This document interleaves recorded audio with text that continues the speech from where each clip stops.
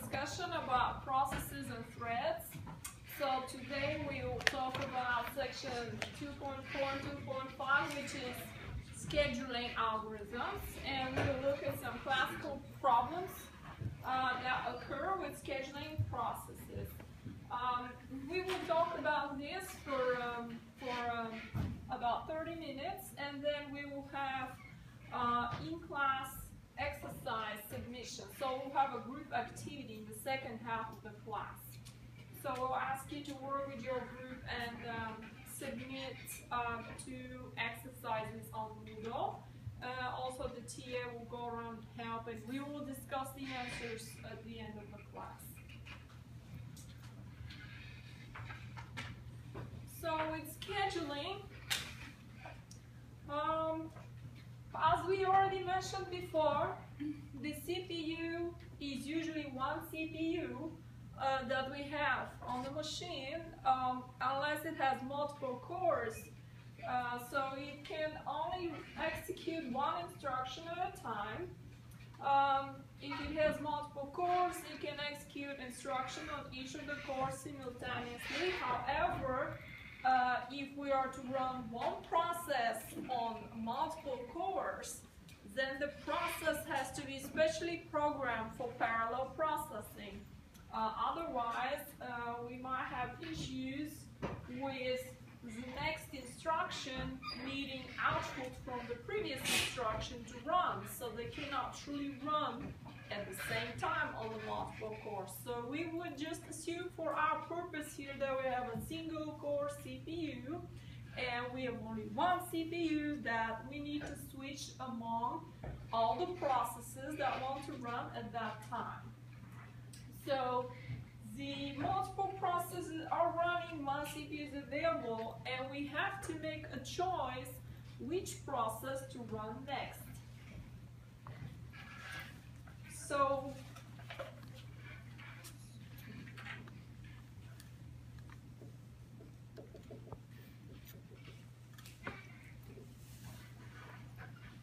the operating system has to make a choice which process to run next.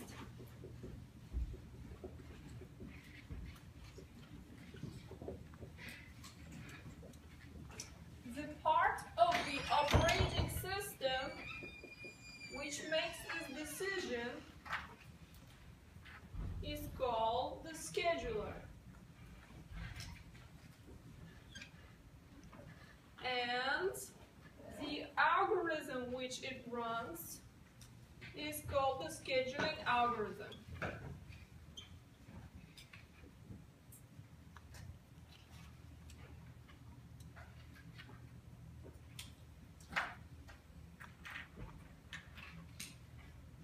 Before we schedule, we need to think about the fact that the processes, when they run, they alternate between computing time and then waiting time.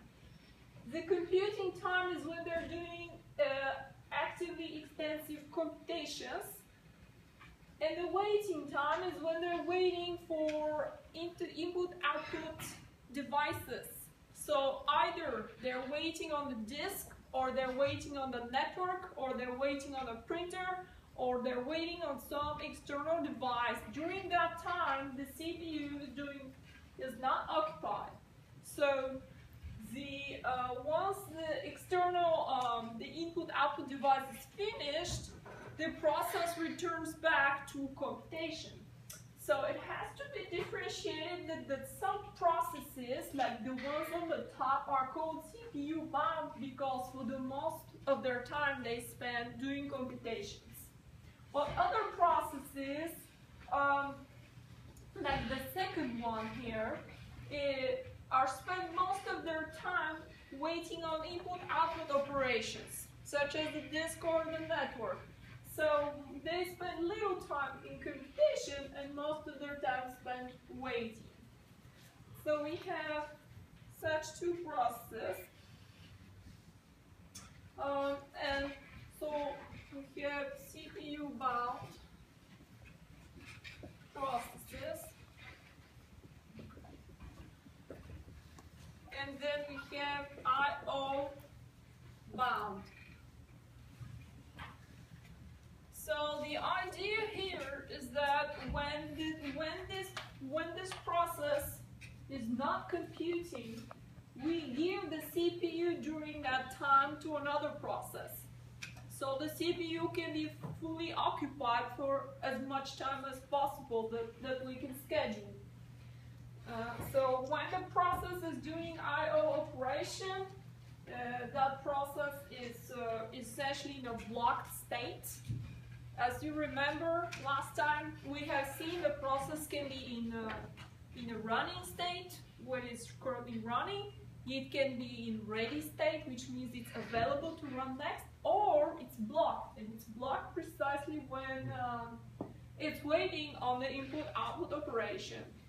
So when it's finished, the process goes back into a ready state, ready to compute, and we can schedule the CPU to that process whenever the CPU becomes available.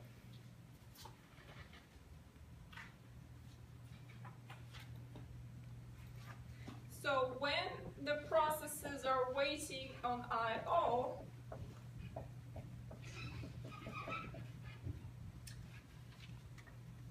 another process is selected to run.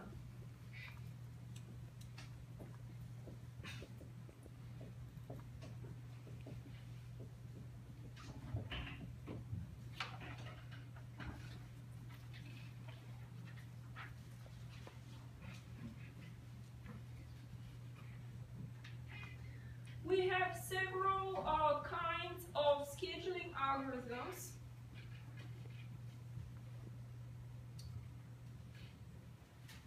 We have batch, which these batch systems are still actually used because a lot of these systems are doing things like payroll, accounting, inventory, and things like that.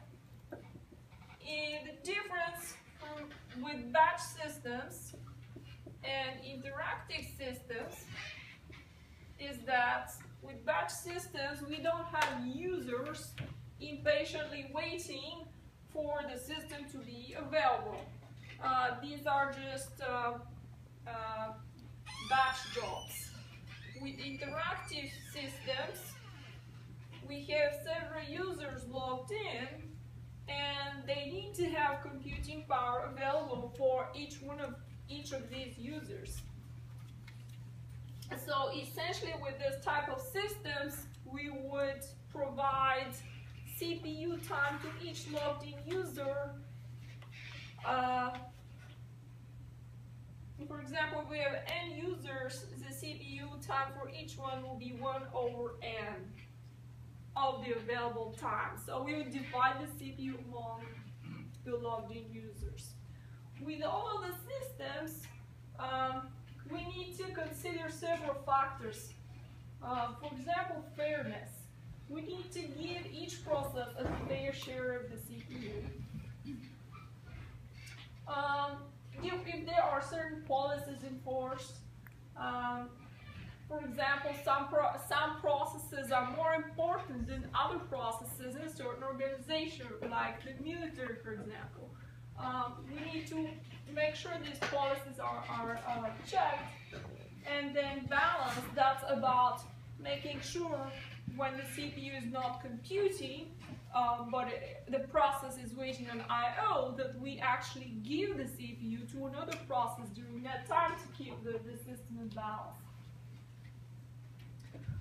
With batch systems, throughput is probably the most important thing. We need to maximize the jobs per hour. With interactive systems, we need to be able to respond quickly to users.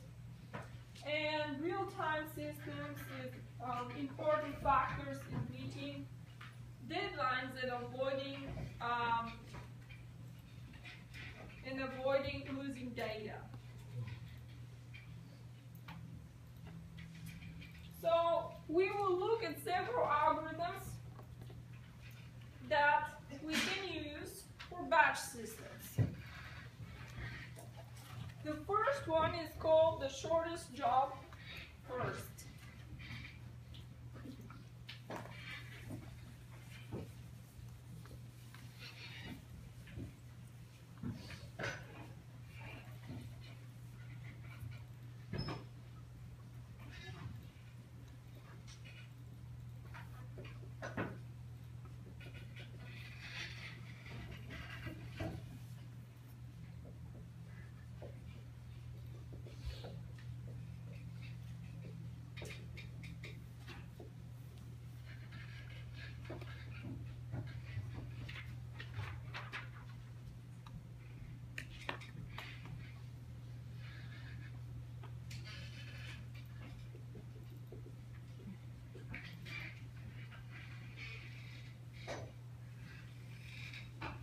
So with this algorithm, as the name implies, the scheduler will schedule the process which has the least amount of work to do. So, for example, if this would be the original order if that algorithm was not applied, so the process A has to do 8 amount of work, 8 chairs. B has to do 4, C4, and D4. So B, C, and D are equal in terms of the amount of work they have to do, and A has twice as much work to do. So with this algorithm, we would schedule B, C, and D first, and A will be the last one, because we're scheduling the shortest job first. Other algorithms for batch systems is first come, first serve.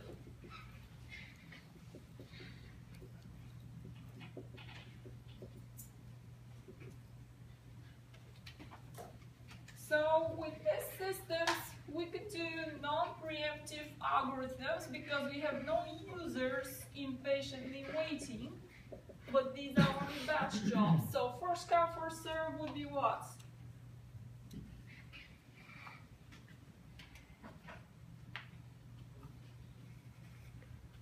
As the name implies. Speak up, because I didn't hear that. First come, first serve. It's like a queue. It's like a queue, right? Oh, the first process that comes in and requests the CPU will get it first, and then the next one. So that's a pretty simple algorithm, and it's one of the algorithms we could use for batch systems. Another one is shortest job, and then a third one is similar to shortest job, but it's the shortest time. Shortest time remaining. So we would schedule the process which will run and be done in the fastest way. In order to do that, we need to have some information about how much time it will take these particular processes to run.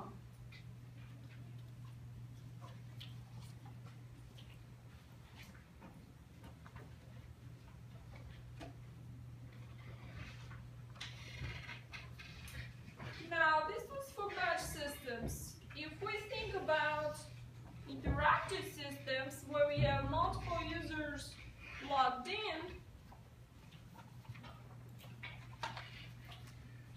then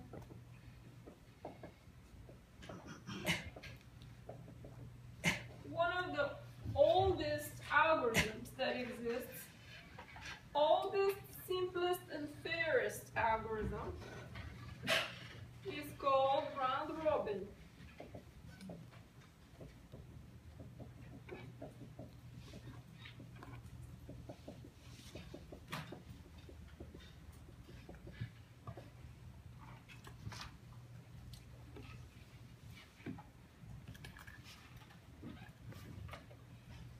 With this algorithm, each process is assigned a slice of time called a quantum, and the process can have the CPU for the duration of this quantum. If the process is finished at the end of the quantum, then we schedule the next process. If it's not finished, we stop it and preempt the CPU and give it to the next process. So we're doing a context switch. At the end of the quantum, CPU is preempted and given to another process.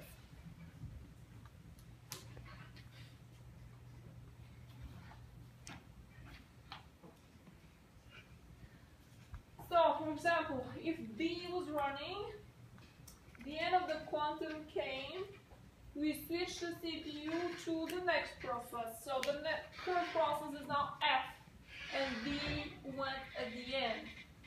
So after F, the CPU will go to D, then will go to G, then to A, before B gets it again.